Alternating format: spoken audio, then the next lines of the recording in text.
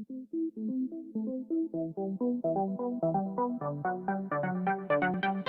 how I can connect this my OBD scanner in this Honda Civic car.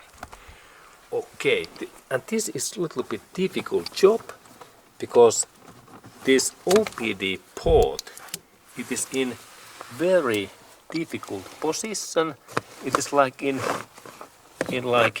hidden place in here, and now we can see that it is in there, very interesting place.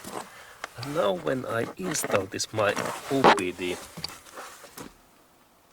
scanners, car diagnostic tools, this my cable, it goes in just in that way.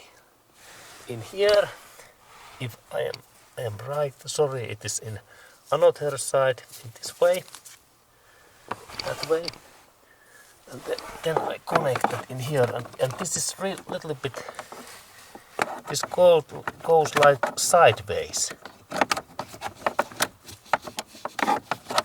Okay, now it goes, and it goes really interesting way. It is like in this way. It is not like in normally. It is like sideways, but now it is in position, and we notice that this scanner, when it starts to work, we have electricity in there. And then we go to look my defects.